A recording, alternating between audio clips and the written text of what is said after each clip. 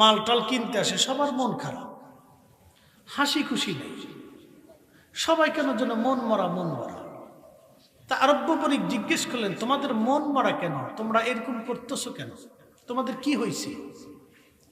তো একজন বলল, আরব্য বণিক, আমরা খুব বিপদগ্রস্ত। বলে, কি বিপদ? বলে, প্রত্যেক বছর সমুদ্র থেকে একটা দানব উঠে এসে একটা কুমারী নারীকে ধর্ষণ করে তার রক্ত পান করে চলে যায়। এক বিভৎস এই করুণ পরিণতিতে আমরা বছরের পর বছর এক একটা তরুণ কুমারী নারীকে আমরা হত্যা করি।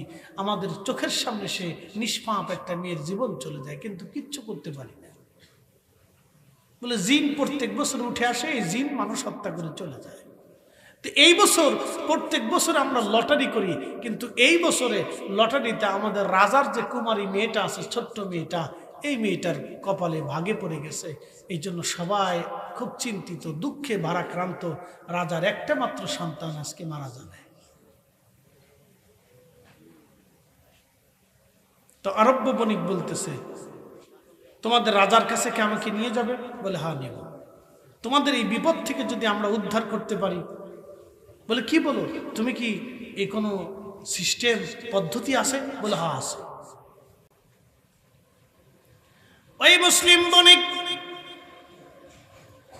ইন্দোনেশিয়ার এই দ্বীপের যিনি রাজা ছিলেন, রাজার কাছে গেলেন, রাজাকে বললেন, রাজা, তোমাদের এই বিপদ থেকে যদি আমি উদ্ধার করে দিতে পারি, তাহলে বলো আমি যেই ধর্মের অনুসারী, যে কালেমার অনুসারী, তোমরা কি সেই কালেমা পড়ে সেই ধর্মের অনুসারী হবা কিনা বলো। রাজা ডাক দে বলে, বণিক, তোমার ধর্মের বিধানে যদি এই কঠিন বিপদ থেকে আমরা বাঁচতে পারি, আমার একটা মাত্র সন্তান যদি বেঁচে যায়, তাহলে অবশ্যই আমরা সারা দেশের মানুষ একসঙ্গে তোমার ধর্ম মেনে নেব। আরো জোরে জোরে জোরে জোরে বলতেছে, হ্যাঁ ঠিক আছে, তাহলে তোমার মেয়েটাকে আজকে রাত্রিবেলা পাঠাবা না, আমি নিজে আজকে ওইখানে উপস্থিত থাকবো। রাজা বলল, বিপদ কি যাবে? কাহা যাবে, কালকেই ফয়সালা হবে। আরব্য বণিক রাতের আধারে চলে গেল। ওই জিন রাত্রি, গভীর রাত্রিবেলা জিন সমুদ্র থেকে উঠে আসবে। আরব্য বণিক চলে গেলেন। শুধু একা একা যান নাই, তার ছোট্ট থলের ভিতরে মহাগ্রন্থ আল্লাহর কোরআন সাথে করে নিয়ে গেলেন। জোরে জোরে জোরে জোরে জোরে। মুসলমানের ঘরে কোরআনের খতম হবে না তো হবে হিঁদুর ঘরে? হ্যাঁ, আজকে ঘটা করে বেদাতের ফতোয়া দিয়ে বন্ধ করে দিচ্ছে। শয়তানকে যা 1400 বছরে পারি নেই, তা তোরা টুপি মাথায় দিয়ে করে দিচ্ছিস। আমরা বললেই তো হয়ে যাবো বেদাতে। এই মুসলমান বণিক কোরআন শরীফ হাতে নিয়ে চলে গেল। যখন এই জিন সমুদ্র থেকে উঠে আসতেছিল, তখন এই আরব্য বণিক কোরআন শরীফ বের করে সূরা ইয়াসিন তেলাওয়াত শুরু করলো।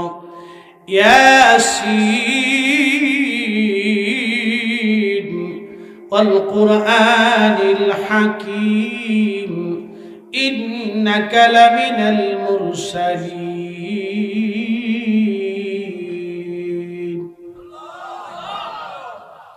আরব্য বণিক যখন জোরে জোরে কোরআন তেলাওয়াত শুরু করলো, জিন থমকে যে দাঁড়াইয়া একটা দৌড় মারল সাগরের দিকে।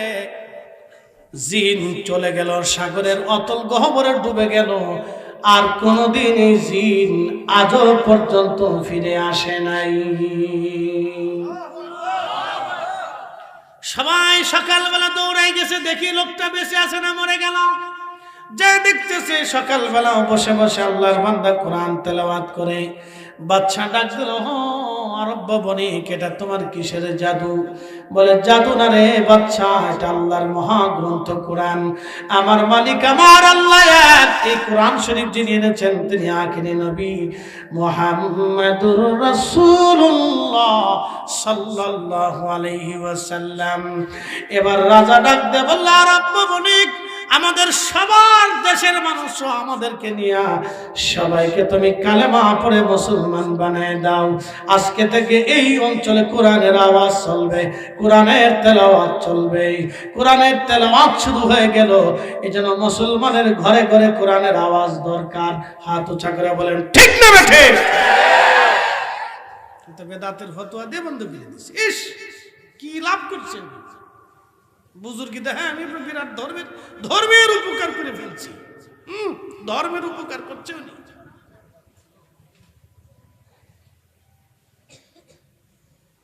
প্রিয় ভাই আমার, এই জন্য আল্লাহর কালাম এটা এমন একটা মহা নিয়ামত, যেই ঘরে উচ্চারিত হবে সেই ঘরে আল্লাহর সাকিনা নাজিল হয়। একসাথে বলবেন না সুবহানাল্লাহ? আল্লাহর সাকিনা নাজিল হয়। প্রিয় ভাই, এগুলি বন্ধ করা যাবে না, এগুলি চালু রাখতে হবে আমাদের। ওয়াইদা তুলিয়াত আলাইহিম আয়াতুহু, আল্লাহর কোরআন বলতেছে ওয়াইদা তুলিয়াত আলাইহিম আয়াতুহু যাদাতুহুম ঈমানা। যখন কোরআনের তেলাওয়াত মুমিনের কানে লাগে তখন তার ঈমান বাড়তে থাকে, বাড়তে থাকে, মজবুত হতে থাকে। একসাথে বলবেন আল্লাহু আকবার। কোরআন কার জিকির? একসাথে বলেন কার জিকির? তো মুসলমানের কলিজাতে জিকিরের আওয়াজ যত ধাক্কা মারবেন, যত মারবেন, তত কলিজা সাফ হবে। কথা ঠিক আছে না? হযরত ওমর রাদিয়াল্লাহু তাআলা একদিন রাস্তা দিয়ে যাচ্ছে, তো হঠাৎ করে বাঁশির আওয়াজ আসার সাথে সাথে তিনি কানের ভিতরে আঙ্গুল ঢুকিয়ে দিলেন। মিশকাতের হাদিস। আপনি কানের ভিতরে আঙ্গুল যখন ভালো করে ঢুকাবেন দেখবেন যে বাহিরের আর কোনো সাউন্ড নাই। একটু ঢুকাই দেখেন, আমি ঢুকাই দেখছি। তো সাহাবায়ে কেরাম বলেন ইয়া আমিরাল মুমিনিন, কানের ভিতরে আঙ্গুল দিয়ে বসে রয়েছেন কেন? বলতেছে শোনো নাই বাঁশির আওয়াজ আসতেছে। বলে বাঁশির আওয়াজ আসলে অসুবিধা কি? বলে আমি রসুল করিমের কাছ থেকে শুনছি বাঁশির আওয়াজ যখন কানে লাগে তখন এটা কান পর্যন্ত থাকে না, এটা কাল পর্যন্ত আসে, কালবে ধাক্কা দেয়। যখন বাঁশির আওয়াজ কালবে আসে তখন মানুষের কাল মৃত হয়ে যায়, মারা যায়, এটা রোগা হয়ে যায়। আপনি বুঝে যাবেন আজ তাদের বিচক্ষণতা দেখেন, কাল রোগা হয়ে যায়, রোগা হয়ে যায়। এই রোগা কালকে যদি জিন্দা করাইতে চান তো দুরূদ শরীফের আওয়াজ দিতে হবে, জিকিরের আওয়াজ দিতে হবে, কোরআনের আওয়াজ দিতে হবে। এই জন্য মুসলমানের ঘরে ঘরে আমি মনে করি জিকির মাহফিল, দোয়া দুরূদ, মিলাদ মাহফিল চালু রাখা, কোরআন খতম দেওয়ার দরকার। কথা কোন ঠিক কিনা? আমার দেশের বহু নারীর কাল পড়ে গেছে। এদেশের বহু মেয়েরা 6 মাসে ওযু করে না, 6 মাসে ওযু করে না। আপনি খোঁজ নিয়ে দেখেন, এই কুমিল্লা শহরের বহু নারী আছে 6 মাসে ওযু করে নাই। সাজন্য গুজন্য, সাজন্য গুজন্য, সাজন্য গুজন্য।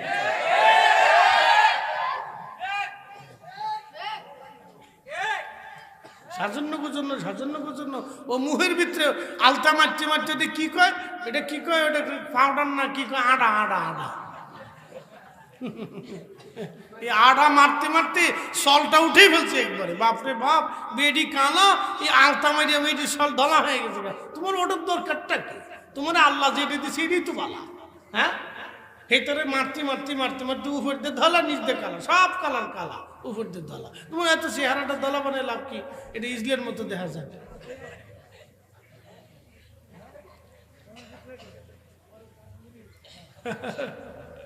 আর বুঝো না, বুঝো না কি বুঝে আল্লাহ জানে, মাথার ভিতরে কি ঢুকছে আল্লাহ জানে।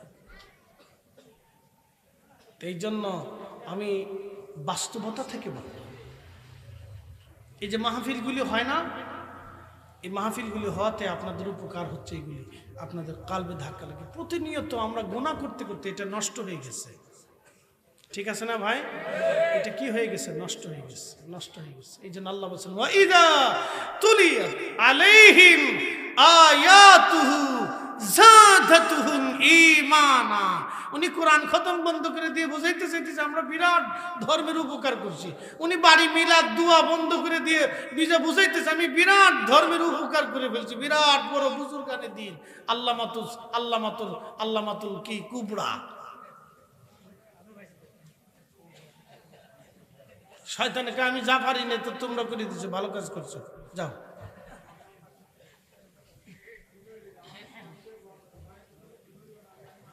প্রিয় ভাই আমার বলেন, হুজুর এগুলো চালু রাখার দরকারটা কেন? এই যে বুঝাই দিলাম, চালু এই জন্য করার দরকার, চালু করার দরকার। আল্লাহ, পৃথিবী থেকে একদিন আমরা সবাই কবরে চলে যাব ভাই আমার। যে মাটির উপর আজকে বসে আছি, মাটির নিচে চলে যেতে হবে। আমাদের দেহের উপরে আল্লাহ প্রশ্ন করবে না, প্রশ্ন করবে রুহের সাথে। আল্লাহর কথা হবে রুহের সাথে, তোমাকে পাঠিয়েছিলাম আমি, তুমি আমার কাছে ছিলে, আমার জগৎ থেকে তোমাকে দুনিয়াতে পাঠিয়েছিলাম একটা মধ্যবর্তী সময় পরীক্ষা করার জন্য, তো তুমি কি আনছো? এই জন্য অলিরা রুহু জিন্দা করতেন, দেহ মারতেন। তারা খাইতেন কম কিন্তু ইবাদত করতেন বেশি। কথা ঠিক আছে না ভাই? তারা খাইতেন কম, ইবাদত করতেন বেশি। তারা রুহুকে জিন্দা করতেন। তারা জানতেন রুহের সাথে আল্লাহর বক্তব্য হবে, দেহের সাথে না। এটা হয়তো মাটির ভিতরে গেলে পচে টচে যাবে, নষ্ট হয়ে যাবে, তো আল্লাহ যদি সংরক্ষণ করে তো এইভাবে থাকতে পারে। আল্লাহ দেহের সাথে আল্লাহ কোনো বক্তব্য নেই, বক্তব্য হবে রুহের সাথে। এই জন্য অলিরা রুহকে জিন্দা করতেন জিকিরে, জিকিরে, ফিকিরে, ইবাদতে, হালালে, জিন্দিগিতে, দুরুদে, কোরআন তেলাওয়াতে, তাহাজ্জুদে, নামাজে, রোজাতে। তারা দিলকে জিন্দা রাখতেন, দিলকে জিন্দা রাখতেন, সিক্ত রাখতেন, সিক্ত রাখতেন। রাসূল বলতেন, উম্মত তোমার জিহ্বাকে আল্লাহর জিকিরে সিক্ত রাখো, তোমার জিহ্বাকে জিন্দা রাখো, আল্লাহর জিকিরে তোমার দিলকে জিন্দা রাখো, জিহ্বাকে তাজা রাখো, অল টাইম জিকির করো। ফাইদা কাদাইতুমুস সালাহ, নামাজ শেষ করেছো, ফাযকুরুল্লাহ, জিকির করো। কিয়ামা, দাঁড়াই রইছো, দাঁড়ায় দাঁড়ায় করো। হাঁটতেছো, হাইটে হাইটে করো। ওয়া কুউদা, বসে রইছো, বসে করো। দোকানে বসা, গাড়িতে বসা, মাঠে বসা, ঘাটে বসা, ব্যবসায় বসা, কাজে বসা, যেখানেই আছো জিকির করো। ওয়া আলা যুনুবিকুম, শুয়ে রইছো, শুয়ে শুয়ে করো, শুয়ে শুয়ে করো, জিকির করো, জিকির করো, বেশি করে করো। বলে কেন করব? বলে দিয়ে যাই। আমাদের এই যে কুমিল্লাতে দেখবেন এই কোনটা হেল্পার আছে, হেল্পার এই থাপড়াকা, এই কুমিল্লা কুমিল্লা কুমিল্লা কুমিল্লা কুমিল্লা কুমিল্লা, আবার কয় ক্যান্টনমেন্ট ক্যান্টনমেন্ট ক্যান্টনমেন্ট ক্যান্টনমেন্ট, আবার কয় সাতপুর সাতপুর সাতপুর সাতপুর। ওই হেল্পার ঘুমায় ঘুমায় কয় Satpur Satpur Satpur Satpur, cantonment cantonment cantonment cantonment cantonment, Feni Feni Feni Feni Feni Feni Feni Feni Feni Feni, এটা ঘুমায় কয় ফেনি ফেনি ফেনি ফেনি। বান্দা যত জিকির করবে আল্লাহ আল্লাহ আল্লাহ আল্লাহ আল্লাহ আল্লাহ, মরণের সময় তার জিকির জারি হয়ে যাবে আল্লাহ আল্লাহ আল্লাহ আল্লাহ আল্লাহ। ঘুমায় ঘুমায় কা আল্লাহ আল্লাহ আল্লাহ আল্লাহ। আমি আপনাদের সামনে ওয়াজ করি, এই ঘুমায় ঘুমায় বাদ যায়, মাঝে মধ্যে ওয়াজ করি। আমার বউ কয় কি ব্যাপার, ওয়াজ হ্যাঁ আবার ঘরের ভিতরে ঘুমায় ঘুমায় কর। আমি কই কি আর করতাম, সারা রাত ধরে ওয়াজ করি, তোমার হেঁটে ঘুমাই ঘুমাই করে আর কি তা করবো। তোমারও তো ওনারও দরকার, তাই আমি ঘুমাই ঘুমাই শোনাই আর কি করবো। বুঝতে পারছেন? এই জন্য অত্যধিক পরিমাণে আমরা রাকাবিররা জিকিরের সবক দিতেন। জিকির আল্লাহ আল্লাহ আল্লাহ আল্লাহ আল্লাহ আল্লাহ, এটা রহস্য তো আছে।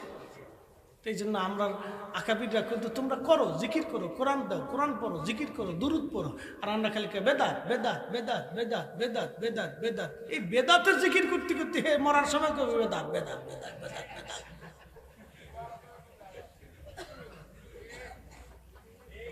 কি কথা লাগবে?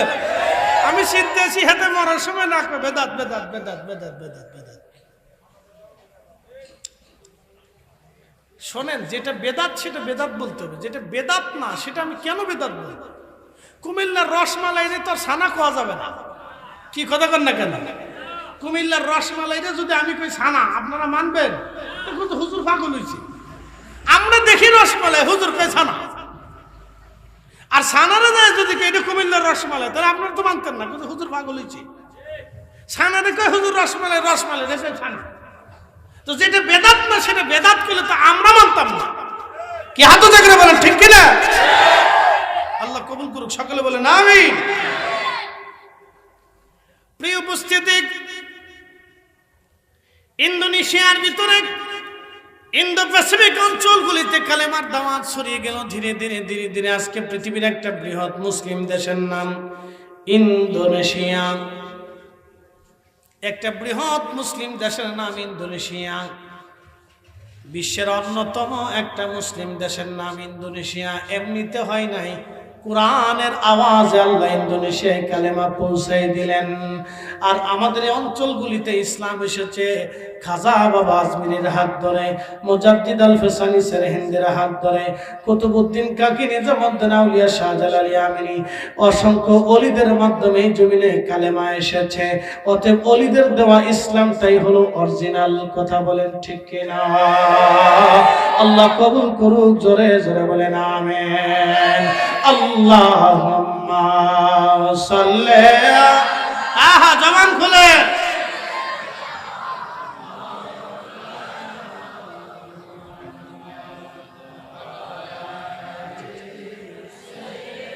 চাটা আসেনি, খাওয়া যাবে? টা লাগতো না, শুধু চা দিলে। চার লগে টা চলতো না, শুধু চা দিলে। টা মানে বিস্কুট। পান টান, পান খাবেন কিন্তু টান খাবেন না। টান চিনছেন? এটা হলো টান, পান টান, চা টা। পুরে বাঙালি। যদি আজাজিল এরা পাইতো তাহলে আজাজিলের আর জান থাকতো না। ওরে ল্যাংটা করে সারা কুমিল্লাতে ঘুরাইতো। বাঙালি যদি পাইতো একবার, কি যে বাটাম চালান আজাজিলরে দিত। আল্লাহ এই জন্য কইছে, না তোরে আর মানব স্রোতের দুনিয়া ফাটাচ্ছি না, তুই এমনি ঘুরে বেড়া। তোর যদি পায় তোর বাটাম চালান দিয়ে ফুল আপনার রাখতেন না। পান টান, এই জন্য পান খান কিন্তু টান খায় না। চাটা খাইতে পারেন, চার লগে টা, এটা ভালো। এই জন্য আমার এখন টার দরকার না, আমার চার দরকার। তা আল্লাহ আমাদেরকে এই মাহফিলগুলিতে করাতে আল্লাহ কিছুটা হলো আমরা বরকত দেয়। আর দিন নসিহা, দিন নসিহতের উপর নির্ভর করে। মনে রাখবেন, হিন্দু ভাইদের, হিন্দু সনাতনীদের কীর্তন হয় না ভাই? কীর্তন হয়, দেখবেন প্রত্যেক ধর্মের এক একটা অনুষ্ঠান আছে এবং তারা ওই ধর্ম সম্পর্কে মানুষদেরকে অভিহিত করে, জানায়। খ্রিস্টানরা দেখবেন প্রত্যেক চার্চে তারা নিয়মিত তারা যাতায়াত করে, সে যে পাদ্রী থাকে সে বুঝায়। ইহুদিরা দেখবেন বুঝায়। তা আমাদের এইরকম দিন ও নসিহা মাহফিল চলমান থাকবে। এটা যদি বন্ধ হয়ে যায় তখন বুঝবেন যে দিনের অনেক বড় ক্ষতি হয়ে গেছে, অনেক বড় অপরিসীম ক্ষতি হবে। আমি আপনাদেরকে ছোট্ট একটা পরিসংখ্যান দিই। বাংলাদেশের সব মাহফিল 5 বছরের জন্য বন্ধ করে দেন, ধরেন আর কি একটা পরিসংখ্যান। বাংলাদেশের সব মাহফিল 5 বছরের জন্য বন্ধ করে দেন, উরুস বন্ধ করে দেন, ফাতিহা বন্ধ করে দেন, প্রত্যেক মসজিদে জুমার আগে যে ওয়াজ আছে এটা বন্ধ করে দেন, এরপরে মাদ্রাসার কোরআন তেলাওয়াতে মাদ্রাসা বন্ধ করে দেন, মাদ্রাসায় পড়াশোনা যা আছে বন্ধ করে দেন। 5 বছর পরে দেখবেন যে কুমিল্লার রাস্তা দিয়ে বেডি মানুষই হাফ প্যান্ট পরে রাস্তা দিয়ে হাঁটতেছে। 5 বছর, কয় বছর? 5 বছর পরে দেখবেন নারীরা হাফ প্যান্ট পরে হাঁটতেছে। এটা 5 বছর। এই জন্য দিন জিন্দা রাখতে হলে মাহফিল থাকতে হবে, মাদ্রাসা থাকতে হবে, ওয়াজ নসিহত চলবে, মসজিদে নসিহত চলবে, কোরআন শিক্ষা, দ্বীনি প্রতিষ্ঠান, এগুলি চালাইতে হবে। যদি দিন বাঁচাইতে হয় তাহলে এইগুলি চলতেই হবে। কথা কেন না কেন? ঠিক কিনা? আলেম তৈরি করতেই হবে। কি কথা কেন না কেন? আলেম তৈরি করতেই হবে, নতুবা দিন থাকবে, ইসলাম থাকবে না। আমি শুধু আপনাদের ছোট্ট পরিসংখ্যানে বললাম। আপনার ইউরোপে স্পেনের একটা দেশ 800 বছর মুসলমানরা শাসন করছে। আজকে মুসলমানরা সেখানে আজান পর্যন্ত দিতে পারে না, জানেন? যারা মানবতার গান বলে তারা স্পেনে মুসলমানদেরকে একটা মসজিদ বানাইতে দেয় না, মাইকে আজান দিতে দেয় না। এরা আবার বড় বড় ডাব সারে যে আমরা খুব মানবিক, নিরপেক্ষ, ধর্ম নিরপেক্ষ। তো ধর্ম নিরপেক্ষ হলে তোমার স্পেনে মুসলমান মসজিদ বানাইতে পারে না, কারণটা কি? কি কথা ঠিক আছে না?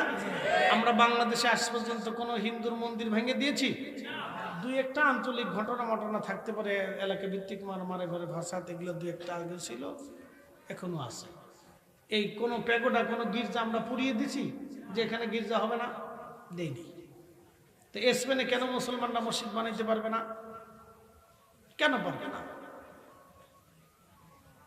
দেবে না। তবে মসজিদ বানাইতে দিবে না, আজান দিতে দিবে না, জমাতে নামাজ পড়তে দিবে না, বলে এলাও নাই, আইন নাই, আইন করে নিষেধ করে দিচ্ছে, এটা বলে আইন। বুঝতে পারছেন? এই জন্য মুসলিম শিখতে হলে মসজিদ দরকার, মসজিদ ভিত্তিক শিক্ষা ব্যবস্থা দরকার, দ্বীনি ব্যবস্থাপনা দরকার, ওয়াজ নসিহত দরকার, এরকম সম্মেলন দরকার, এগুলি কোরআন শিক্ষার দরকার, মাদ্রাসার প্রয়োজন। এই যে মাদ্রাসার ছাত্ররা শিখতেছে, আগামীতে ওরা থাকবে, আমরা কবরে চলে যাব। এই মঞ্চে আজকে আমি বসছি, আগামীকাল ওরা বসবে, আপনারা কবরে চলে যাবেন, ওরাই মাহফিল কমিটি হবে, ওরাই ইমাম হবে, নতুন মুয়াজ্জিন হবে, ওরা আবার নতুন করে তৈরি করবে, পরবর্তী জেনারেশন আসবে। এই জন্য দ্বীন ও নসিহত, দ্বীন থাকতে হলে নসিহত থাকতেই হবে। এই জন্য মাহফিল বেশি বেশি করার দরকার। আল্লাহ কবুল করুক বলে না। প্রিয় উপস্থিতি, অবশ্যই আমরা কবরে চলে যাব, মাহফিলগুলি বেশি বেশি দরকার। কেন দরকার? আমাদের কারো বাবা নাই, মা নাই, দাদা নাই, দাদি নাই, কবরে চলে গেল, তাদের দোয়ার বড় প্রয়োজন। বলে হুজুর দোয়া কেন? মানুষ মরে যাওয়ার পরে তার সব আমলের দরজা বন্ধ হয়ে যায়, মাত্র 3টা দরজা খোলা থাকে। 1 নম্বর দরজা সদকায়ে জারিয়া, 2 নম্বর দরজা ইলমের খেদমত, 3 নম্বর দরজা আওলাদিন সলিহিন ইয়াদউ লাহু, নেক সন্তানের দোয়া। আপনি মসজিদ বানাইলেন, মসজিদ বানানোর কারণে যতদিন মসজিদ থাকবে ততদিন নেকি চলতে থাকবে। আপনি মাদ্রাসা বানাইলেন, তলবে ইলমদেরকে খাবার দেন, অর্থ দেন, ওদের খরচা দেন, মাদ্রাসার বিল দেন, তদারকি করেন। দেখেন যতদিন ওরা আলেম হবে, ওদের থেকে যত আলেম হবে, কিয়ামত পর্যন্ত আপনার নেকি আমলনামায় চলতে থাকবে। 3 নম্বর, আপনার সন্তান যদি আপনার জন্য বসে বসে দোয়া করে, আওয়ালাদিন সলিহিন ইয়াদউ লাহু, নেক সন্তান দোয়া করবে, এই দোয়া আল্লাহর দরবারে কবুল হয়ে যাবে। একবার জোরে বলা যাবে কি মারহাবা? তার মানে এই মাহফিল আপনারা করেছেন, এই মনা গ্রামের ভিতরে যত মানুষ কবরে চলে গেল, সবার কবরে আজকে জান্নাতের বাগানে সওয়াব পৌঁছাই যাবে, সবার কবর আজকে কি আমলে ভরে যাবে। আল্লাহর একজন বুজুর্গ বান্দা কবরে চলে গেল, একজন আল্লাহর উনি গোরস্থানেই থাকতেন, তিনি স্বপ্ন দেখলেন যে সবার কবরে নূর আছে, কিন্তু একজনের কবরে কোনো নূর নাই। আল্লাহর বান্দা জিজ্ঞেস করলেন, হে আল্লাহর বান্দা, তোমার কবরে কেন নূর নাই? বলে, আমার ছেলেটা দুনিয়াতে রেখে আসছিলাম, নামাজ রোজা করে না, জিকির ফিকির করে না, দোয়া দরুদ করে না, সবার কবরে নূর আসে, সন্তানরা দোয়া করে, কিন্তু আমার কবরে কোনো নূর আসে না, এই জন্য মন বেজার করে বসে আছি। বলে, তোমার সন্তানের ঠিকানা কোথায়? বলে, অমুক বাজারের অমুক জায়গা, আমার ছেলেটা একটা দোকানে কাজ করে। আল্লাহর বান্দা, তুমি উপকার করো, আমার ছেলেটাকে বুঝাও, আমার ছেলেটা যেন নামাজের পরে দোয়া করে। এই জন্য আল্লাহ শিখাই দিলেন, রাব্বি রহমহুমা কামা রাব্বায়ানি সগীরা। আল্লাহ নিজে দোয়া শিক্ষা দিলেন, দোয়ার শব্দ মানে কেমন হবে আল্লাহ নিজে শিক্ষা দিলেন। আল্লাহ শিখাইলেন দোয়া করো, আর মোল্লাই বলল বেদাত, আল্লাহ বলল ইবাদত। মোল্লা কয় বেদাত, আল্লাহ বলে ইবাদত, আর আমার ভাইরা বলে বেদাত। এই বেদাতের ফতোয়া মানা যাবে না, যত বেশি বেশি সম্ভব দোয়া করার দরকার। দোয়া করলে কাল্ব জিন্দা হয়, দোয়া করলে শরীর পাতলা হয়, দোয়া করলে গুনাহ মাফ হয়ে যায়, দোয়া করলে আল্লাহ দোয়াগুলি কবুল করে নেয়। দোয়ার 3টা হালত হয়, নতুন নতুন নগদ নগদ কবুল হবে, আর না হয় মৃত্যুর আগে আল্লাহ দিবে, আর না হয় কবরে যাওয়ার পরে আল্লাহ দিয়ে দিবে। দোয়া কখনো বিফল হয় না, দোয়া কখনো নষ্ট হয় না। হাজিরিন মনোযোগ দেন, সন্তানের দোয়া কবুল হয়ে যাবে। ওই আল্লাহর ওলি তিনি ওই সন্তানটাকে খুঁজতে খুঁজতে চলে গেলেন, যা দেখলেন একটা দোকানে চাকরি করে, কাজ করে। জিজ্ঞেস করলেন, বাবা তোমার নাম কি? আমুক। বলে, হ্যাঁ। তোমার আব্বা মারা গেছেন, অমুক গোরস্থানে কবর দেওয়া হয়েছে। বলে, হ্যাঁ। তোমার আব্বার জন্য তুমি দোয়া করো না, নামাজ কালাম করো না, জিকির আজগার করো না? বলে, হুজুর আপনি কেমনে জানলেন? বলে, হ্যাঁ, তোমার আব্বার গোরস্থানে আমি ঘুমাই পড়ছিলাম, স্বপ্নে আল্লাহ দেখাইলেন তোমার আব্বাকে, সবার কবরে নূর আসে, তোমার আব্বার কবরে নূর নাই। সবার সন্তানরা দোয়া করে, কিন্তু তুমি দোয়া করো না। বেটা আজকে থেকে তওবা করো, নামাজ পড়ো, দোয়া করো। ছেলেটা হাত ধরে বলল, হুজুর ভুল হয়ে গেছে আমার, আজকে থেকে তওবা করলাম, নামাজ পড়বো, দোয়া করবো। কয়েকদিন পর আল্লাহর ওলি আবার গোরস্থানে ঘুমানো, স্বপ্নে দেখতেছে সবার কবরে নূর, ওই আল্লাহর বান্দার কবরে নূর চমকাইতেছে। জিজ্ঞেস করলো, আল্লাহর বান্দা নূর কেন? বলে, আমার ছেলেটা তওবা করছে, দোয়া করে, যার কারণে আল্লাহ আমার কবরটাকে নূর বানাই দিয়েছে। একবার জোরে বলা যাবে কি সুবহানাল্লাহ? থেকে আল্লাহ একজন নবী নির্বাচন করলেন, রসুল থেকে আল্লাহ শ্রেষ্ঠ একজন রসুল নির্বাচন করলেন। তিনি আমাদের নবী আল্লাহ নির্বাচন করে এই রজব মাসের 27 তারিখ রাত্রিবেলা আমার আল্লাহ তার নবীকে নিয়ে গেলেন। মেরাজের রজনীতে আল্লাহ তার রসুলকে আসমান জগতে নিয়ে গেলেন।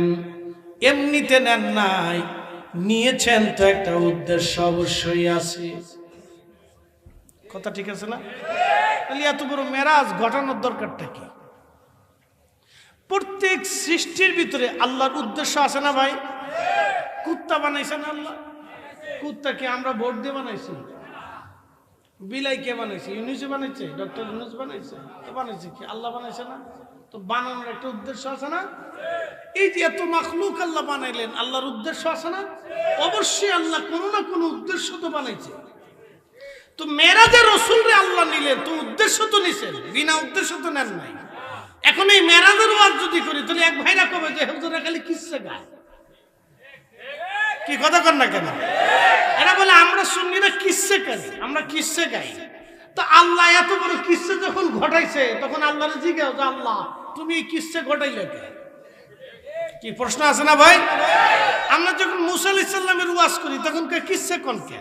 তো আল্লাহরে জিজ্ঞাসা যে আল্লাহ তুমি মুসা নবীরে দিয়ে তুমি কিসে বানাইছো কে? কি প্রশ্ন আছে না ভাই? তুমি এত সুন্দর ওয়াজ করো তো মুসা আল্লাহর জিজ্ঞাসা যে আল্লাহ কিসে কেন বানাইছো, কারণটা কি?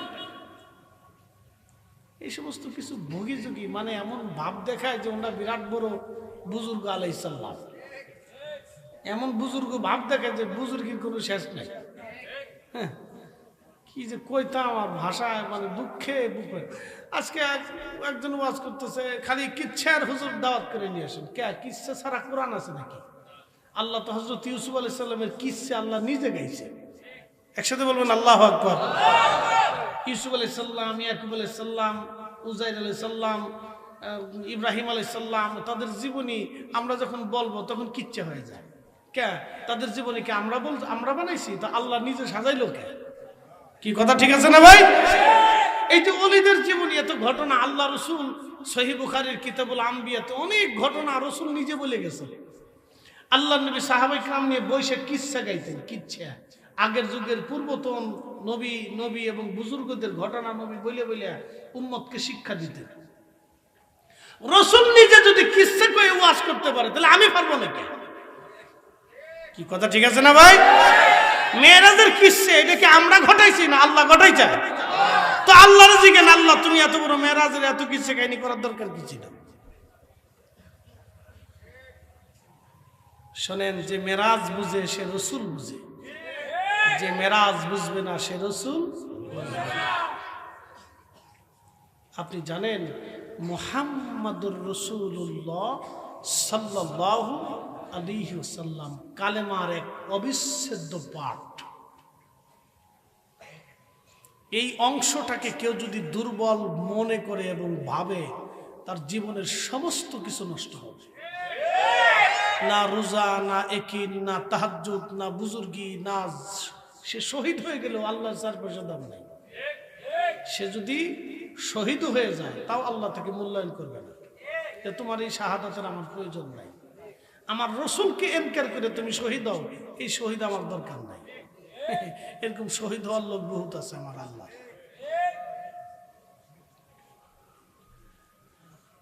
কুমিল্লাবাসী মনোযোগ দিবেন। প্রিয় নবী যে ঘুমিয়ে আছেন,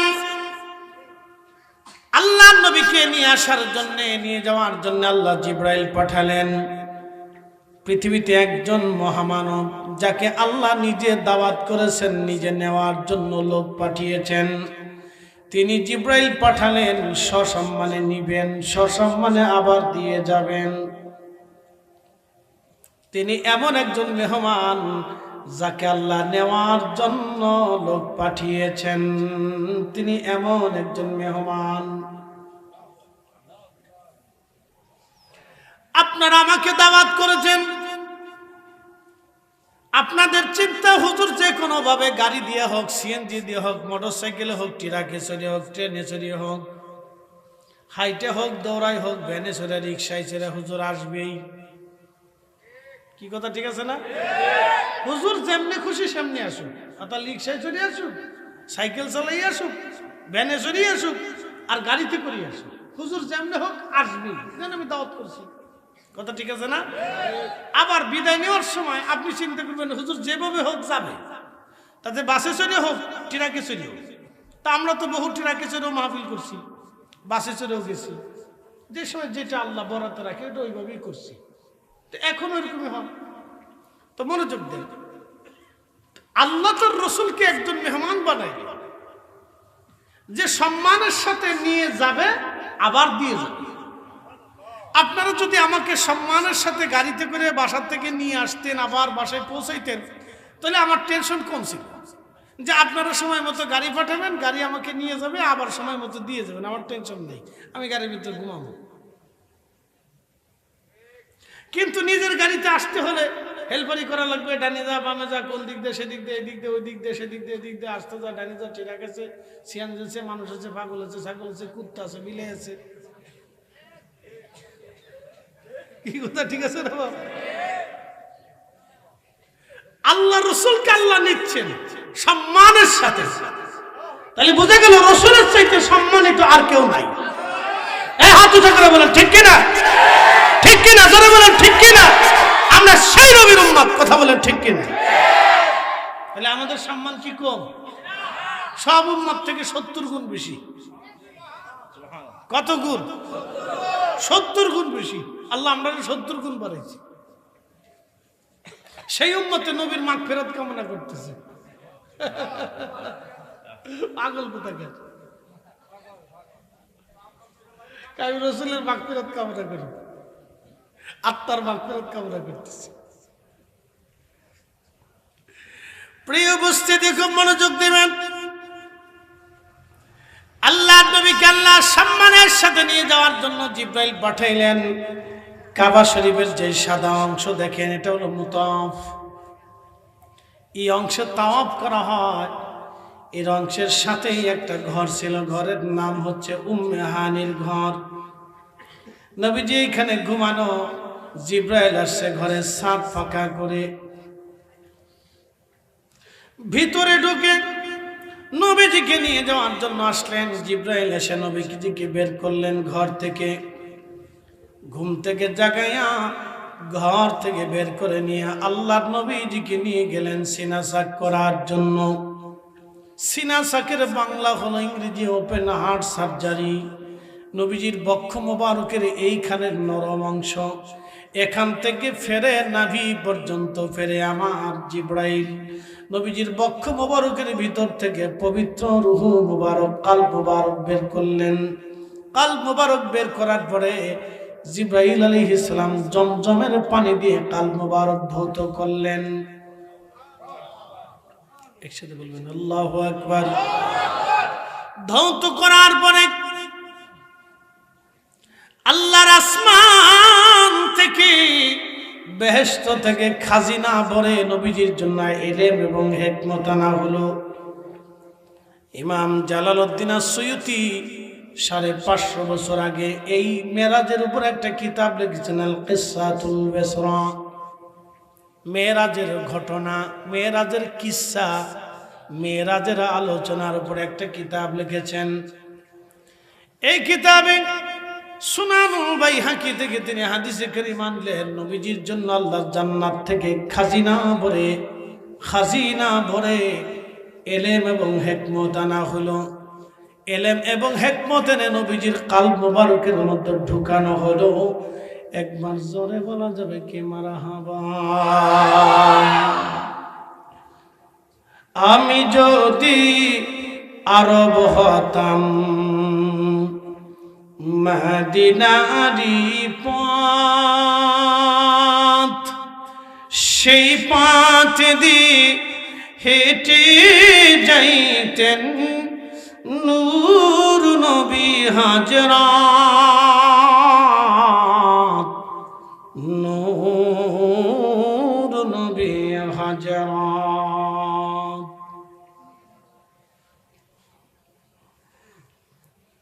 এ মুসলমান কুমিল্লাবাসী, প্রিয় নবীজিকে ওপেন হার্ট সার্জারি অর্থাৎ সিনা সাক করানোর পরে যখন এলেম আল্লাহ ঢুকাইলেন, আল্লাহ জন্য কোরআনে বললেন আলাম নাশরাহ লাকা সাদরাক। নবীজি, আমি কি আপনার বক্ষটাকে সম্প্রসারণ করে দেই নাই? আমি কি আপনার কলবটাকে উন্নত করে দেই নাই?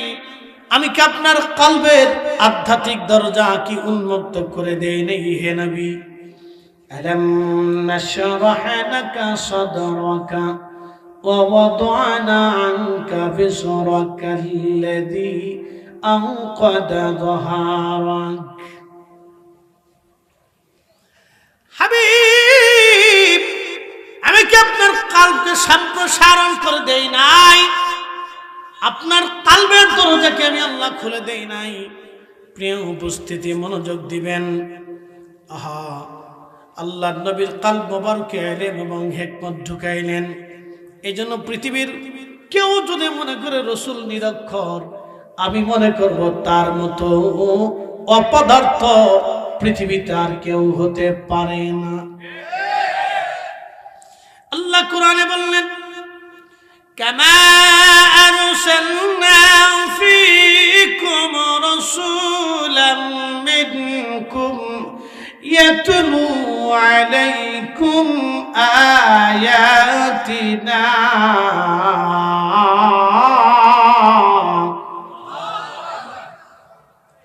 আচ্ছা, কোরআনে কি কোনো সন্দেহ টন্দ আছে?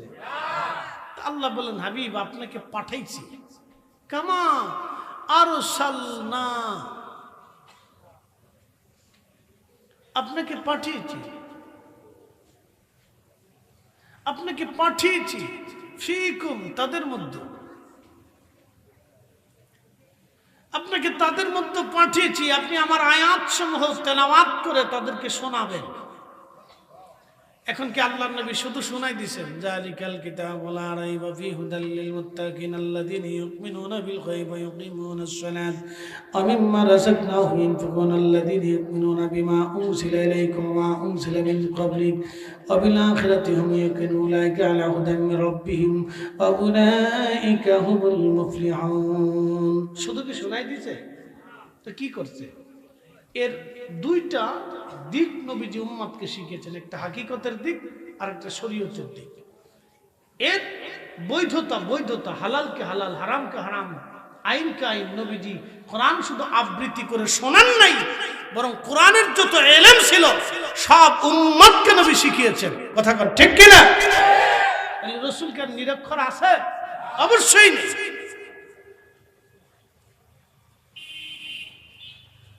প্রিয় উপস্থিতি, আমার মনোযোগ দিবেন। এরপর আল্লাহ বলেন ওয়ায়ুযাক্কিকুম ওয়া ইউআল্লিমুকুমুল কিতাবা ওয়াল হিকমাতা ওয়া ইউআল্লিমুকুম মা লাম তাকুনু তা'লামুন।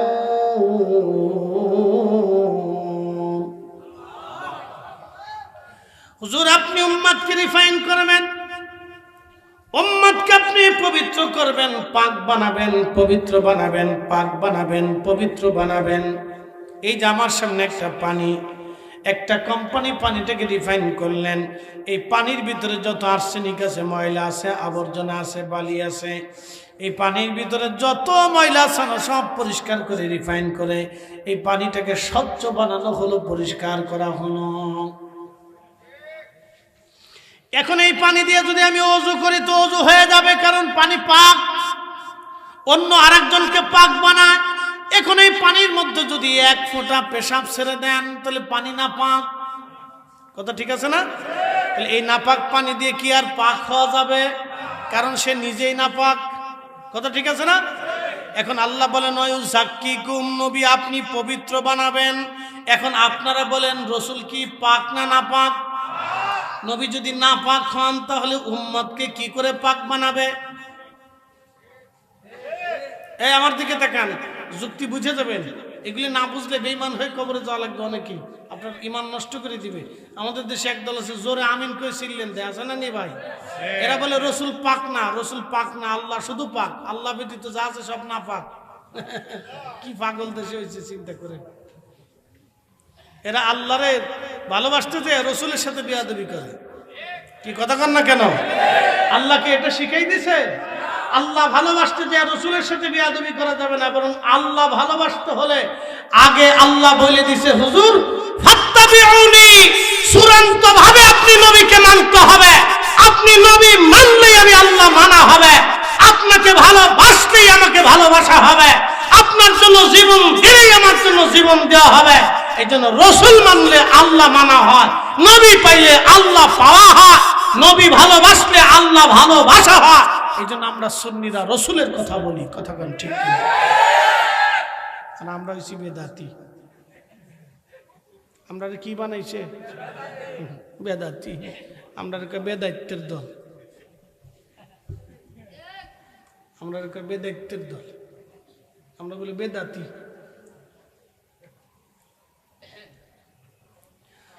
ويزكيكم ويعلمكم الكتاب والحكمة ويعلمكم ما لم تكونوا تعلمون।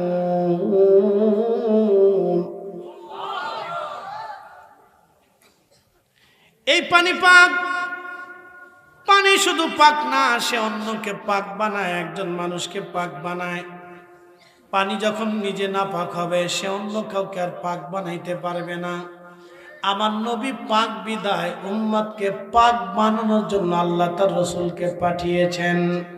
এই জন্য কেউ যদি মনে করে রসুল পাক না, তাহলে বুঝতে হবে সে শয়তানের দালাল। এই জন্য আমরা বলি আমরা নবীর মতো না, নবী আমাদের মতো না। ঠিক কিনা? আমরা 7 দিন গোসল না করলে শরীর থেকে পাড়ার গন্ধ আসবে। কথা খারাপ কিছু ভাই? আপনার স্ত্রী আপনার কাছে থাকতে পারবে? আপনি পেশাব যদি করেন, আপনার পেশাবে গন্ধ ধরেন, ঘুমায় পড়ছেন তো ঘুমের মধ্যে পেশাব ছেড়ে দিছেন, কারণ আপনার স্ত্রী চিন্তা করলো আমার স্বামী অনেক বড় মুফতি সাহেব, তো লুঙ্গিটা টাইনতে খুলে নিয়ে আস্তে করে বালসির গোড়ায় এটার নাকের গোড়ায় রেখে দিছে, থাক। আমার স্বামী রসুলের মতো, রসুল হের মতো, হেতা তো নিজেই ওয়াজ করে, তা হেতার লুঙ্গি হের কাছেই থাকুক। কি মনে হয় আপনাদের? মুফতি সাহেব ঘুমাইতে পারবো? শেষ, সারা রাত্রে ঘুম শেষ, নিজের পেশাবে নিজে শেষ। আল্লাহর হাবিব পেশাব করতেন, দুর্গন্ধ তো দূরের কথা, রসুল করিমের পেশাব মোবারক থেকে মিশকের ঘেরান আসত। আসতে হয়ে গেল না? জোরে বলবেন। আমাদের রুমালটা আছে না, রুমাল ময়লা হয় না? তা আমরা ময়লা হওয়ার পরে কি করি? এটা সাবান সোডা দিয়ে ধৌত করি, পরিষ্কার করি। রসুলের খাদিম হযরত আনাস বলতেন, রসুল করিমের একটা রুমাল ছিল, খানা খাওয়ার পরে রুমাল দিয়ে নবীজি হাত মুছতেন। বুঝে যান তো খাবার শেষে হাত মুছলে কিছু তরকারি, কিছু ঝোল, কিছু খাবারের উচ্ছিষ্ট এটা রুমালের সাথে লাগে না? তো খাদিম রসুল এটা পরিষ্কার কেমনে করতেন জানেন? আগুন জ্বালানোর পরে রুমাল আগুনের ভিতর ছেড়ে দিতেন, আগুন জ্বলতো কিন্তু রুমাল জ্বলতো না। কে আসতে হয়ে গেল কেন? জোরে বলে। আপনার ইমান ঠিক থাকলে তো আপনি বেহেশত পাবেন, ইমান ঠিক না থাকলে তো আপনার রোজা কালাম দোয়া দরুদ জিকির ফিকির কাজ হবে না। তো ওযু না হইলে যেমন নামাজ হয় না, হালাল খাবার না খাইলে ইবাদত কবুল হয় না। কথা ঠিক আছে না ভাই? আর যদি মুসলমানের আকীদা ঈমান বিশুদ্ধ না থাকে, তাহলে সারা জিন্দেগিতে হজ রোজা জিকির ফিকির ইবাদত কোনো কিছু কবুল হবে না। বলে কারণ কি? যে আপনাদের এই পাশে নদীর নাম কি? গোমতী নদী। গোমতী নদীতে এই শীতের মধ্যে জেলে মাছ মারতেছে। আচ্ছা বলেন, আপনি যখন শীতের মধ্যে কাঁথা মুড়ে দিয়ে ঘুমান, তখন গোমতী নদীর ভিতরে জেলে মাছ মারে। জেলে মাছ মারার সময় জেলে যখন মাছ মারে, তখন এই মাছের ভান্ডু, এটাকে খালই বা খোলই বা ডুলা বলে। তো ডুলার নিচে যদি ভাঙ্গা থাকে আর সারা রাত্র জেলে যদি মাছ মারে, সকালবেলা কি জেলে মাছ পাবে? কারণ কি? ডুলা ভাঙ্গা। মুসলমানের ঈমান হচ্ছে আমল রাখার ডোলা, মুসলমানের ঈমান হচ্ছে আমল রাখার ডোলা। মুসলমানের আকীদা হচ্ছে আমল রাখার ডোরা। মুসলমানের আকীদা বিশ্বাস যদি নষ্ট থাকে তাহলে সারা জিন্দেগি আমল করেও কাজ হবে না। আপনাকে সূক্ষ্মভাবে বুঝতে হবে, সূক্ষ্ম পয়েন্টে বুঝতে হবে। রাসূল প্রিয় নবীজির চাদর মোবারক তিনি আগুনের মধ্যে ছেড়ে দিতেন, আগুন জ্বলত, চাদর পুড়তো না। কারণ কি? যে চাদর আমার রসুলের সাথে ছোঁয়া লাগছে, এই চাদর পৃথিবীর কোনো আগুনে পুরাইতে পারে না। একসাথে হাত উঠে করে বলেন ইয়া রাসূলুল্লাহ। ময়লা পুড়ে যাইতো, ময়লা পুড়িয়া চাদর পরিষ্কার হয়ে যাইতো, একবার আবার নতুনের মতো হয়ে যাইতো।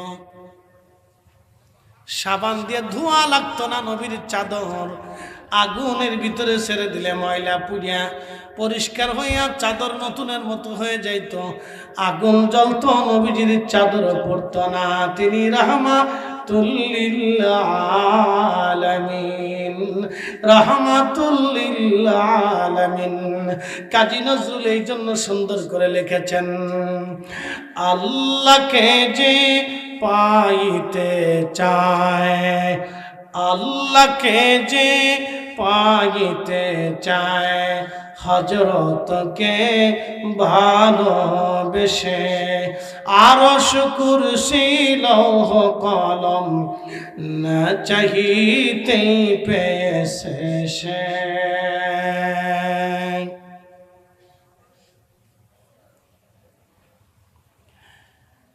কুমিল্লার মুসলমান, প্রিয় নবীজি, আল্লাহর জিবরাইল প্রিয় নবীজিকে নিয়ে যাওয়ার জন্য যখন সিনা সাক হয়ে গেল, সিনা সাক হয়ে যাওয়ার পরে একটা বাহন আনা হলো। এই বাহনের নাম হচ্ছে বোরাক। এই বোরাকটা যখন নবীর জন্য নিয়ে আসা হলো, বোরাক আনার পরে বোরাকটা লাফালাফি ছোটাছুটি করতে লাগলো।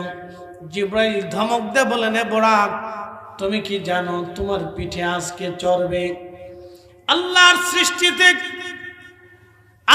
সৃষ্টিতে এত বড় দামি মেহমান আল্লাহর আর কেউ নাই। বোরাক রে, তোমার আগে তোমার পরে, তোমার আগে ওনার আগে ওনার পরে তোমার পিঠে এমন দামি মেহমান আর কখনো আরোহণ করবে না। বোরাক, বেয়াদবি করবা না, চুপ হয়ে যাও। নবী বললেন, বোরাক স্থির হয়ে গেল। বোরাকের শরীর থেকে ভয়ে ঘাম বের হয়ে হয়ে হয়ে বোরাকের পশমগুলি ভিজে গেল। ঘামে বোরাকের পশম ভিজে গেল। ঘামে যখন বোরাকের পশম ভিজে গেছে, বোরাক স্টপ হয়ে গেল। বোরাক কোনো লড়াচড়া নাই, বোরাকের স্টপ হয়ে গেল। নবীজি বললেন, বোরাকের পিঠের উপরে চললাম। বোরাক আমাকে নিয়ে রওনা হলো। আমি যাইতেছিলাম, দেখি মুসা আলাইহিস সালাতু ওয়াস সালাম মারারতু বিমুসা ওয়া হুয়া ইউসাল্লি ফি কবরিহি। আমি তাকে দেখলাম মুসা আলাইহিস সালাম নিজ কবরের ভিতরে দাঁড়ায়া দাঁড়ায়া নামাজ পড়ে। আস্তে হয়ে গেল না, জোরে বলুন। দুইটা আকীদা শিখে এখান থেকে। এক নম্বর, নবীরা নিজের কবরের ভিতরে জিন্দা সালাত আদায় করে। দুই নম্বর, আমার নবী জমিনে, মুসা নবী কবরে। আমার নবী জড় জগতে, মুসা নবী নূরের জগতে, রুহের জগতে। তো জড় জগতের নবী, রুহের জগতের নবী কবরের ভিতরে সালাত আদায় করে। দুনিয়ার কেউ না দেখলে আমার রাসূল দেখে। যেই নবী দুনিয়ার থেকে কবরের খবর বলে দিতে পারে, সেই নবী মদিনার থেকে আজকের মাহফিলের খবর বলতে পারে না। আমরা বিশ্বাস করলে হয়ে যাই বেদাতি। আমরা কি হয়ে যাই? বেদাতি। বাস ট্যাগ লাগাই দিছে, আমরা বেদাতি। ট্যাগ দিছে, ট্যাগ বেদাতি। শোনেন, আপনাদেরকে আজকে একটু বুঝাই।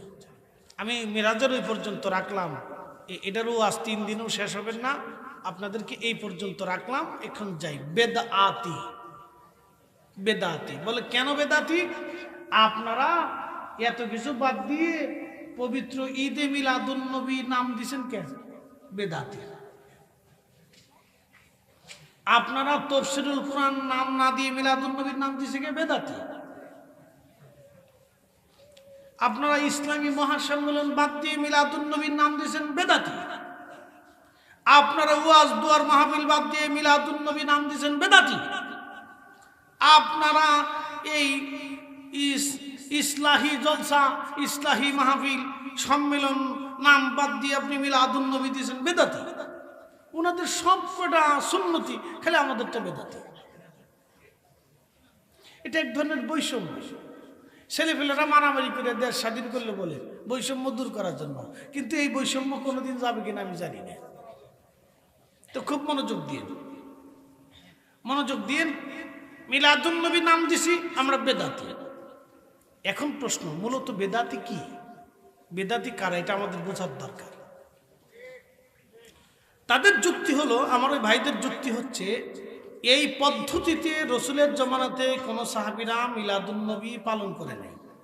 এখন আমি জিজ্ঞেস করব, তোমাদের এই পদ্ধতিতে রসুলের জমানায় কোন সাহাবী তাফসীরুল কুরআন মাহফিল করছে? আমরা দেখাও। কি আমার কি যুক্তিকতা আছে না? আমি কি যুক্তি দিতে পারি না? আমি কি দলিল চাইতে পারি না? তো আপনি কোন দলিলে দেখাবেন যে দেখান যে সাহাবীরা তাফসীরুল কুরআন মাহফিল দিছে, ইসলাহি মাহফিল দিছে, ইসলামী জলসা দিয়েছে, ইসলামী মহাসম্মেলন দিয়েছে, লং মার্চ দিয়েছে, তারপরে খতমে বুখারী দিয়েছে? আপনি আমার একটু দেখান।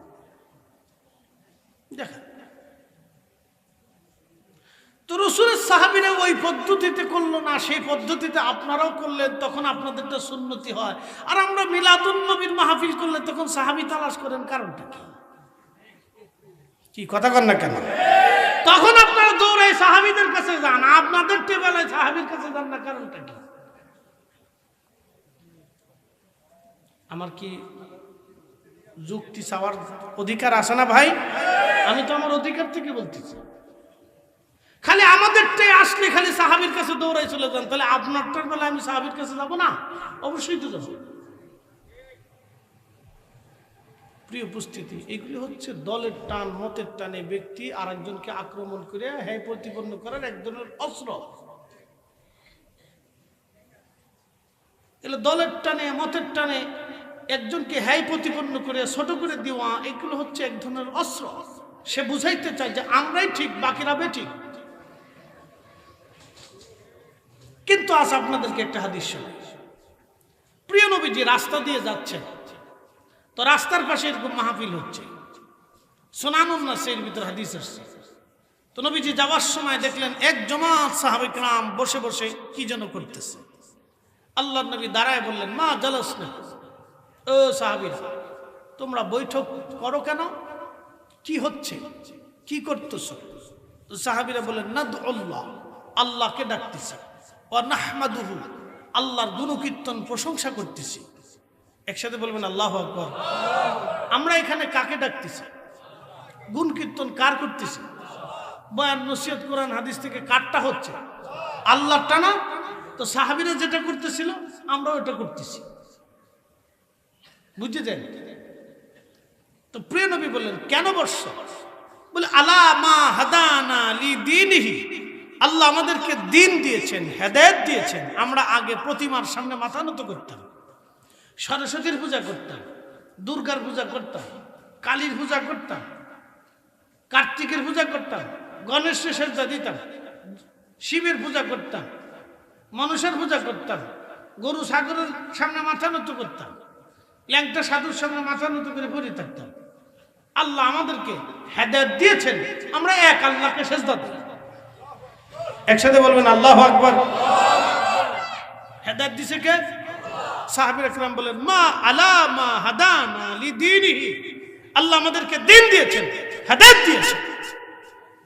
এরপরে ওয়া মান্না আলাইনা বিকা, আপনি নবী নামক মহা নিয়ামত আল্লাহ আমাদেরকে দিয়েছেন। একসাথে বলবেন আল্লাহু আকবার। মনোযোগ দিয়ে, সাহাবীদের বিশ্বাস ছিল নবীজি আল্লাহর পক্ষ থেকে মহা নিয়ামত, আর আমাদের কেউ ভাইদের বিশ্বাস হচ্ছে রসুল আমাদের মতো। কি বুঝলেন? আপনি নাউজুবিল্লাহ আউজুবিল্লাহ পরে কোন, আগে বুঝে যান, বুঝেন। আমাদের ভাইদের বিশ্বাস হচ্ছে রসুল তাদের মতো, আর সাহাবীদের বিশ্বাস হচ্ছে ওমান্না আলাইনা বিকা, আপনি রসুল আল্লাহর পক্ষ থেকে আমাদের জন্য মহা নিয়ামত। তাহলে সাহাবীদের সাথে তাদের বিশ্বাসের কি মিল হলো? দুমিল, বেমিল। যখন সাহাবীদের সাথে বিশ্বাসের বেমিল হবে, এখন আপনি সারা জীবন জিকির করেন, কাজ হবে না, কারণ আপনি সূত্রে ভুল করছেন, অঙ্ক আর মিলবে না। কথা বুঝাইতে পারছি আপনাদেরকে? সূত্রে কি করছেন? ভুল করছেন, অঙ্ক আর মিলবে না। খাতা শেষ হবে, কলম শেষ হবে, কালি শেষ হবে, কিন্তু অঙ্ক মিলবে না, কারণ আপনি সূত্রে ভুল করছেন, সূত্রে ভুল করছেন, সূত্রে ভুল। আমরা যখন এই কথা বলি তখন আমরা হয়ে গেছি বেদাতি। আমরা কি হয়ে গেছি? বেদাতি। তাদের কাছে আমরা বেদাতি। ভাই, কথা বুঝে যাওয়াটা জরুরি। একটা কথা মনে রাখবেন, দিন শেষে কিন্তু কবর আপনাকেই যেতে হবে। আপনার কবরে আমি যে সওয়াল জবাব দিয়ে আসবো না, আমার কবরে আপনি এসে প্রশ্নের জবাব দিবেন না, আপনার কবরে আপনার শায়েখ যে প্রশ্নের জবাব দিবে না, আপনাকে বহন করতে হবে। অতএব আপনাকে ইমানে কিন পাক্কা করে কবরে যেতে হবে, আপনাকে করতে হবে, অন্য কেউ আপনার কবরে যেতে পারবে না, আপনাকেই করতে হবে। এখন কি বুঝে বুঝে করবেন? বলে হুজুর এত কিছু বুঝি না। তো বুঝেন না, কদু কেনার সময় তো ঠিকই খামছে খামছে কদুর জান শেষ করে ফেলা। বলে কিনে কদু জিকে খামছো কিন লেগেছে, তোরে কিনবো বুঝে কিনা লাগবে না, যে তুই কি বাতি হইছস না জ্বালিয়েছস, আমি খামছে খামছে বুঝি। কদু কেনার সময় বুঝেন, খালি ইমানের বেলায় বুঝবেন না, তা তো হবে না। এটা বুঝতে হবে। প্রিয় উপস্থিতি হাজিরিন, সাহাবীরা বললেন, ইয়া রাসূলুল্লাহি ওয়া মান্না আলাইনা বিকা, আপনি নবী নামক মহা নিয়ামত আল্লাহ দিয়েছেন, সেই জন্য আমরা মাহফিল সাজাইলাম। আজকের মাহফিলটাও পবিত্র ঈদে মিলাদুন নবী, এর অর্থ হলো নবীর আগমনে খুশি হইয়া আমরা সেই জন্য মাহফিল সাজাই দিয়েছি। সাহাবীদের উদ্দেশ্য আর আমাদের উদ্দেশ্যের মধ্যে কোনো তফাৎ নাই। সাহাবীরাও মাহফিল দিল, আমরাও মাহফিল দিলাম, সাহাবীরাও জিকির করলো, আমরাও জিকির করলাম, সাহাবীরাও হামদ করলো, আমরাও হামদ করলাম। এখন বলেন, আমরা কি বেদাতি না সুন্নতি? আল্লাহ কবুল করুক, জোরে বলেন আমিন। বেদাতি কাকে বলে এবার বুঝে যান।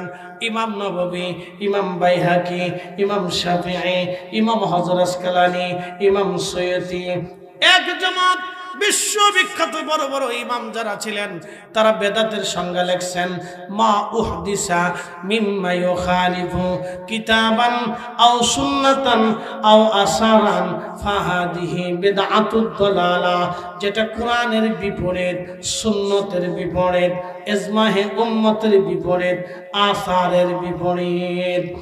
যেই কথা আল্লাহ বলে নাই, আল্লাহর কথার বিপরীত, যেটা রসুল করে নাই, সেই রসুলের কাজের বিপরীত হবে, নবীর সুন্নতের বিপরীত, এবং সাহাবীরা যেটা করেন নাই সেটার বিপরীত হবে, সাহাবীরা যেটা মত দেন নাই সেটার বিপরীত, এবং ইজমায়ে উম্মত, উম্মতের লক্ষ লক্ষ আলেম উলামা বুজুর্গানান যারা বড় বড় মুস্তাহিদ যারা ছিলেন, তাদের সিদ্ধান্তের বিপরীত। এটা হচ্ছে বেদাতে দলালা, বেদাতে দলালা, যেটা কোরআনের বিপরীত।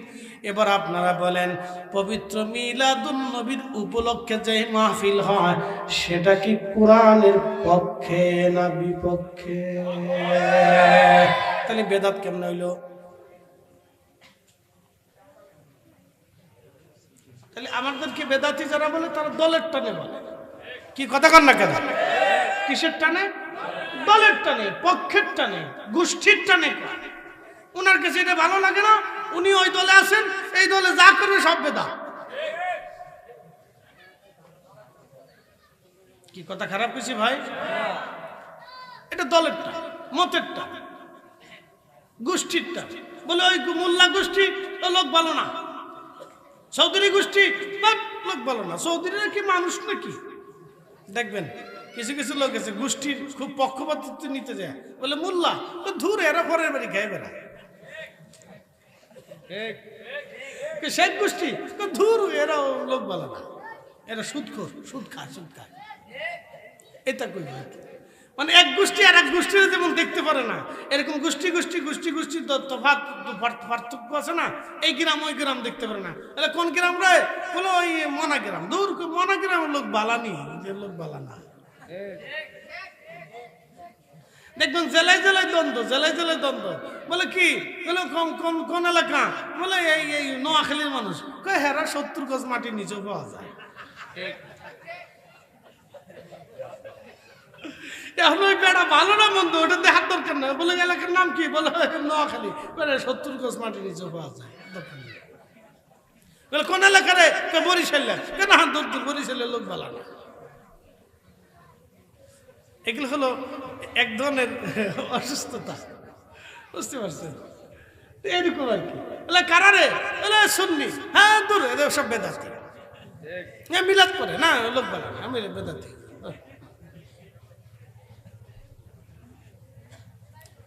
ভালো মন্দ বুঝুন না, সুযোগ এটি। তা খুব মনোযোগ দিয়ে আল্লাহ কোরআনের এক আয়াতে আমাদেরকে শিক্ষা দিলেন এইভাবে। একসাথে বলো তো আল্লাহু আকবার। ফামান ইয়া'মাল মিসকালা যাররাতিন খায়রান ইয়ারা ওয়া মান ইয়া'মাল মিসকালা যাররাতিন শাররান ইয়ারা। রব্বুল আলামিন কুরআনুল কারীমের ভিতরে আমার আল্লাহ বলে দিলেন, ও আমার বান্দারা, সামান্য অনুপরিমাণ নেকের কাজ যদি করো তারও বেনিফিট আমি আল্লাহ তোমাকে দিয়ে দেব। এই অর্থগুলি আপনি বুঝে যাবেন। নামাজ পড়া ফরজ। আল্লাহ রসুল সহিহ বুখারীর কিতাব রেকাকের মধ্যে হাদিস লেখেন, প্রিয় নবী বলতেছেন, মান আদালি ওয়ালিয়ান ফাকাদ আযানতুহু বিল হারব। আমার ওলির সাথে যারা দুশমনী করে আমি আল্লাহ তাদের সাথে যুদ্ধ ঘোষণা করি। বান্দার ফরজ ইবাদত আল্লাহর কাছে পছন্দ হয়। বান্দা যখন ফরজ ইবাদত করে তখন আল্লাহর কাছে বিরাট পছন্দ হয়। ফরজ ইবাদত করার পরে আমার দিকে তাকান, মনোযোগ দেন, খুব গুরুত্বপূর্ণ কথা। ফরজ ইবাদত করার পরে বান্দা যখন নফল ইবাদত করে তখন বান্দা আল্লাহর দিকে ধাবিত হতে থাকে, আল্লাহ বান্দার কাছাকাছি আসতে থাকে। যেমন আপনাদের ভিতরে আত্মীয়তা যদি হয়, বন্ধুত্ব যদি হয়, তাহলে দেখবেন একজন বন্ধু আরেকজন বন্ধুর জন্য যেমন গিফট কেনাকাটা এটা সেটা দিতে দিতে দিতে দিতে মহাব্বত বাড়ে, মহাব্বত দৃঢ় হতে থাকে। এই যে আপনি শ্বশুর বাড়ি আত্মীয়তা করছেন, একজনের পরিবার থেকে আপনি একটা মেয়ে বিয়ে করেছেন, শরীয়তের মাসালা হলো আপনি মেয়েটাকে দেল মোহর দিয়েছেন এবং মহিলাটাকে আপনি আপনার জীবনের খরচ খরচা নিয়ে সুন্দর বাসস্থান সম্মানজনক জীবিকার শর্তে আপনি তাকে বিয়ে করেছেন। আপনি বিয়ে করে নিয়ে আসলেন, আপনার একটা শ্বশুর বাড়ি হলো, আর সেই মহিলারও একটা শ্বশুর বাড়ি হলো, আত্মীয়তা হলো। এখন আত্মীয় স্বজনের বিয়ে করার সময় কিন্তু কোনো শর্ত দেওয়া হয় নাই যে তুমি শ্বশুর বাড়ি যাওয়ার আগে 10 কেজি মিষ্টি নিয়ে যাইতে হবে, আর শালা সম্বন্ধে কাপড় চোপড় দিতে হবে, আর ওই বউয়ের বোন যদি থাকে তাদেরকে এইটা সেটা কাপড় চোপড় কিনে টিনে দিতে হবে, তোমার শাশুড়ির জন্য কাপড় কিনতে হবে, শ্বশুরের জন্য কাপড় চোপড় কিনে দিতে হবে। আর শ্বশুর বাড়ির সাথে আত্মীয়তা হওয়ার পরে কোনো শর্ত থাকে না, জামাই জন্য মোটরসাইকেল কিনে দিতে হবে, আর এটা সেটা আগর ডিম বাগর ডিম গোড়ার ডিম ছাতা এগুলি দেওয়া লাগবে। এগুলো কিন্তু কোনো শর্ত থাকে না, কিন্তু মানুষ দেয় কে? মহাব্বত যাতে বাড়ে। এটা হলো আন নওয়াফিল, অতিরিক্ত। যারা বলেন এটা কি নফল, নফল অতিরিক্ত। শ্বশুর বাড়ি যাচ্ছেন 10 কেজি মিষ্টি নিয়ে গেলেন, এটা নফল, এটা ফরজ না। শ্বশুর বাড়ি যাচ্ছেন, 10 কেজি মিষ্টি নিয়ে যাবেন। শালা সম্বন্ধে আত্মীয় স্বজন থাকলে তাদের কাপড় চোপড় কিনে দিচ্ছেন, এটা নফল, অতিরিক্ত। স্ত্রীকে ঘুরতে টুরতে নিয়ে গেলেন, এটা নফল। আবার শ্বশুর বাড়ি থেকে আপনারা যা দিচ্ছে অতিরিক্ত, এটা নফল। ঠিক বান্দা ফরজ ইবাদত যেটা, এটা আল্লাহর হুকুম, মানতেই হবে। যেমন 5 ওয়াক্ত নামাজ মানতেই হবে, রোজা মানতেই হবে, হজ মানতেই হবে, যাকাত দিতেই হবে। যেগুলি ফরজ আছে এগুলি করার পরে অতিরিক্ত কিছু ইবাদত আছে আর নওয়াফিল। যেমন ফরজ নামাজ পড়ছেন, এখন দোয়া করবেন কি করবেন না সেটা আপনার ইচ্ছা। যদি করেন এটা নফল। কিছু সময় জিকির যদি করেন নফল, কিছু সময় তসবিহ যদি করেন নফল, অতিরিক্ত এগুলি করতে পারেন। যেমন আপনারা ইফতার করানোর সময় মানুষদেরকে দাওয়াত করে ইফতার খাওয়ান, ইফতার খাওয়াইতেই হবে, ফরজ না কিন্তু নফল, অতিরিক্ত। ইচ্ছা করলে খাওয়াইতে পারেন, না খেলে না খাওয়াইতে পারেন, এটা নওয়াফিল, অতিরিক্ত। কোরআন শরীফ তেলাওয়াত অতিরিক্ত, কোরআন খতম অতিরিক্ত, মিলাদ শরীফ পড়ে দুরূদ শরীফ পড়ে দোয়া করা আর নওয়াফিল অতিরিক্ত, ইসালে সোয়া ফাতিহা করা আর নওয়াফিল অতিরিক্ত। করলেও করতে পারেন, না করলেও না করতে পারেন, দোয়া আর নওয়াফিল অতিরিক্ত। কিন্তু দুঃখের বিষয় এই নওয়াফিলটা আমরা বানাইছি বেদাত। নওয়াফিল কি বানাইছি? বেদাত। যার কারণে গুণে লাগছে, গুণ পোকা লাগছে। আচ্ছা আপনারা বলেন তো, বাংলাদেশে দোয়া বন্ধ করাতে জানা বন্ধ হয়েছে? এই আমার কথা বুঝলে জবাব দিবেন, অ্যাটেনশন, খুব মনোযোগ দিবেন, কথা খুব গুরুত্বপূর্ণ। বাংলাদেশে মিলাদ বন্ধ করাতে কি জানা বন্ধ হয়েছে? পতিতলায় 2-1টা বন্ধ হয়েছে। বাংলাদেশে এই কোরআন শরীফ খতম দেওয়াতে কি সুদের কারখানা, কোরআন শরীফ খতম বন্ধ করাতে কি 2-1টা সুদের কারখানা বন্ধ হয়েছে? না, বন্ধ হয়নি। বরং এনজিও একটার পর একটার পর একটার পর একটার পর একটার পর একটার পর 2300 সুদ, 400 সুদ, 600 সুদ বাড়ছে। শতকরা পরিমাণে সুদের হার আরো বাড়ছে। কথা ঠিক আছে না ভাই? তাহলে এত কিছু বন্ধ হইলো না যেহেতু, তাহলে দোয়া বন্ধ করে লাভ হলো কি? মিলাদ বন্ধ করে লাভ হলো কি? কোরআন খতম বন্ধ করে লাভ হলো কি? কোনোটা দিয়ে লাভ হয় না,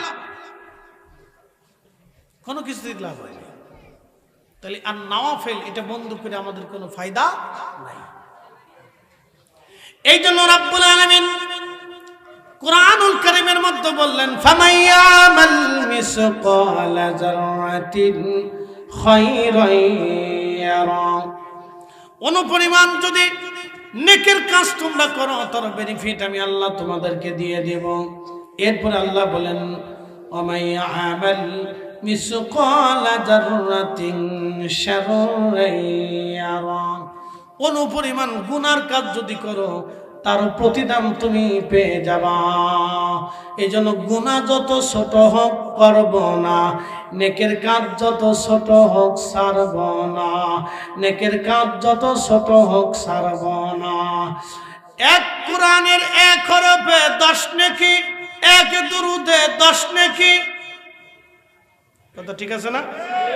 1 হরফে কয় নেকি, 1 দুরুদে কয় নেকি। যেখানে নেকি আছে সেটা ছাড়বো কেন?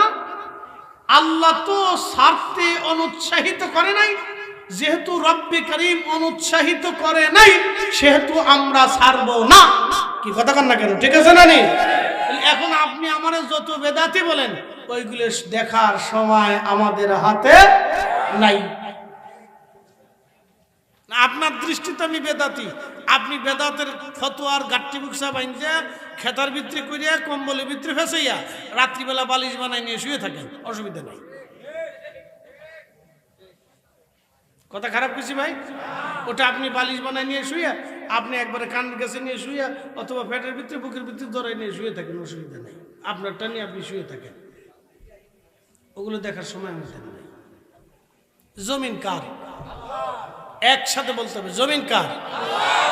আল্লাহর জমিনে আল্লাহর কোরআনের তেলাওয়াত যদি না হয় তো হবে কোন জায়গা? মুসলমানের মসজিদে যদি দোয়া না হয় তো হিন্দুর মন্দিরে দোয়া হবে? কি কথা কন না কেন? মুসলমানের মসজিদে দোয়া হবে। কি কথা কন না কেন? মুসলমানের বাড়ি যদি নবীর দুরূদ সালাম না হয় তো খ্রিস্টানদের বাড়ি হবে? মুসলমানের বাড়ি নবীর দুরূদ সালাম হবে। কি কথা কন না কেন? মুসলমানের বাড়ি যদি কোরআন খতম না হয় তো ইহুদির বাড়ি হবে? মুসলমানের বাড়ি কোরআনের খতম হবে। একবারে সহজ হিসাব, হিসাব তো কোনো কঠিন না। এটারে তেনা ফেসাইতে ফেসাইতে ফেসাইতে ফেসাইতে তেনার জাম শেষ করছি, আমরা জাম শেষ করে ফেলেছি।